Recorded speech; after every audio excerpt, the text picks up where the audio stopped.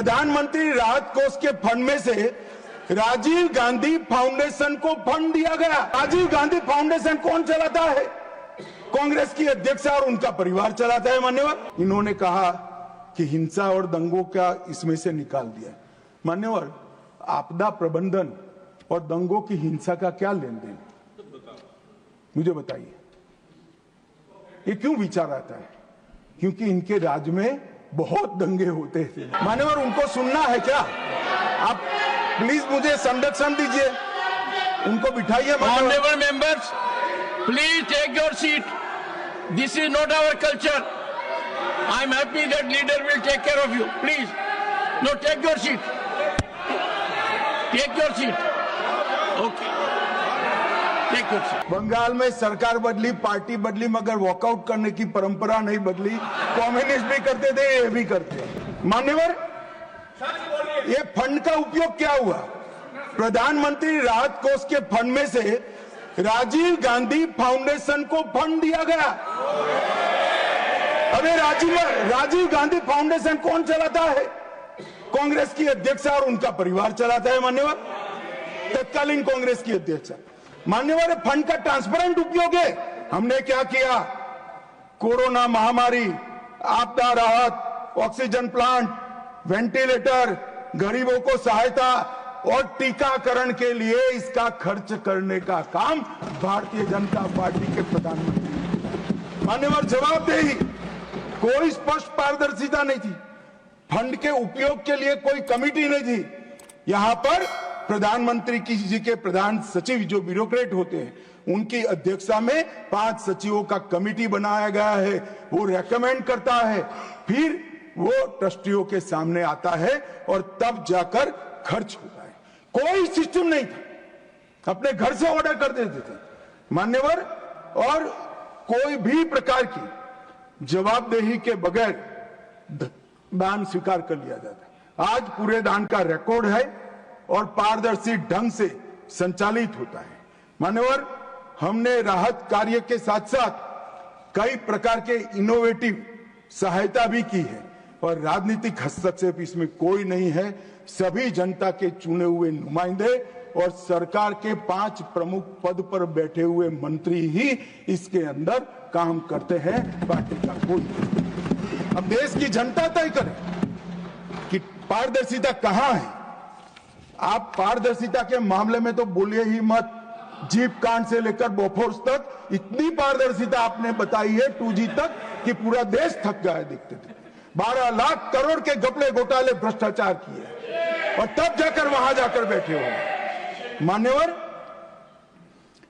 ये राजीव गांधी फाउंडेशन, इसके लिए भी बताने के लिए बहुत कुछ है, मगर मैं बता नहीं सकता, बताना नहीं चाहता, क्योंकि वो राजीव गांधी फाउंडेशन को सब PSU भी फंड करते थे। कई कन्वर्जन करने वाले संगठन भी करते थे। जाकिर नाइक के NGO से भी उसको 50 लाख का चंदा मिला था। मान्यवर, और कई चीनी संस्थाओं ने भी पैसा दिया था। मान्यवर, ये ट्रांसपेरेंसी की बात भारतीय जनता पार्टी के लिए करते हैं। मान्यवर, कोई अधिकार नहीं है इस बात करने का। मान्यवर, नीरज दागी जी ने कोविड विफल प्रबंधन का मुद्दा उठाया। इसके बाद उन्होंने कहा DM अधिनियम में कोई विशिष्ट आपदा सूचीबद्ध नहीं है। आपदा सूचीबद्ध करने का अधिकार राज्यों के पास है। अपने राज्यों के आपदा के प्रकार के अनुसार वो उसको सूचीबद्ध कर सकते हैं। और इन्होंने कहा कि हिंसा और दंगों का इसमें से निकाल दिया। मान्यवर, आपदा प्रबंधन और दंगों की हिंसा का क्या लेन देन, मुझे बताइए। ये क्यों विचार आता है? क्योंकि इनके राज्य में बहुत दंगे होते थे। आपदा प्रबंधन और दंगों का क्या लेन देन, कैसे कर सकते हैं? उचित ही किया है कि हमने नहीं किया है। एक हो गया मान्यवर,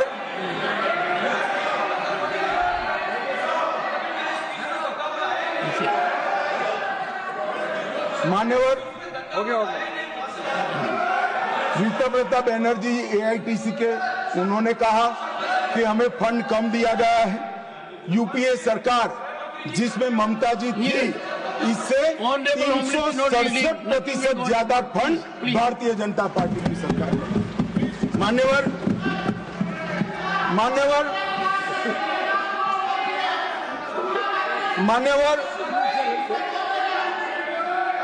अब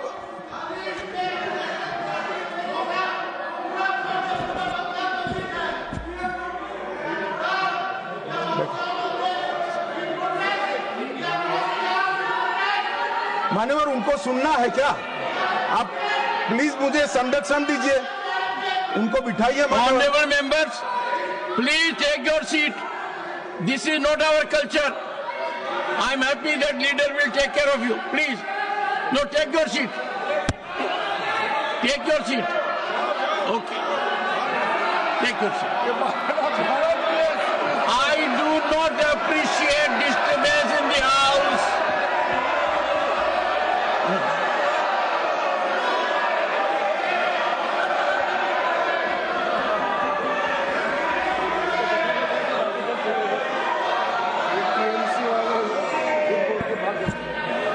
मान्यवर,